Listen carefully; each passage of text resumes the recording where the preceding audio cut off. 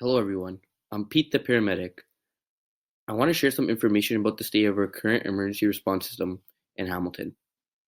Do you guys ever wonder what happens when hundreds of people call 911 to report emergencies? The answer to this question is quite simple, in the sense that most of them end up with hospital and paramedic emergency response teams. Now, the sad truth is that our current emergency response system in Hamilton is inefficient. To better serve the Hamilton community, this system must be improved.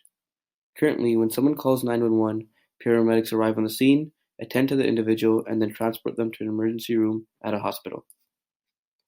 However, this current system is quite problematic for paramedic teams and the community.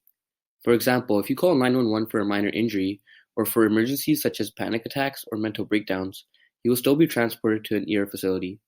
For patients like these, the ER room is not the most appropriate, and this can hinder the treatment of other patients desperately in need of emergency health care.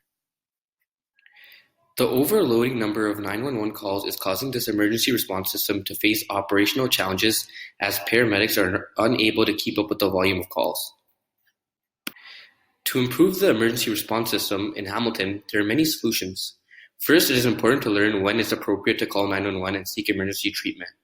Life-threatening circumstances such as violent altercations, unconsciousness, heart attacks, severe burns, overdosing are all appropriate for calling 911.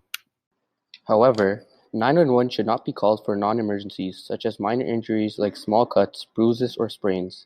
It is important to know that many individuals can contact non-emergency helplines as well as other institutions such as mental health helplines when patients are showing symptoms of psychological distress. Hamilton paramedics have also started initiatives to improve the emergency response system. They have proposed to start creating a more specific criteria in order to transport patients to facilities that are best suited for their needs, rather than transporting them solely to the ER. For example, a 911 operator can forward callers to a mental health facility if they seem more appropriate for a patient with mental distress. Another service being offered is a clinic program. Paramedics will visit facilities such as retirement homes weekly to prevent emergencies and visits to the hospital. They offer basic healthcare, checking on things such as blood pressure, and follow up with the patient's doctor to tackle issues before they get too serious.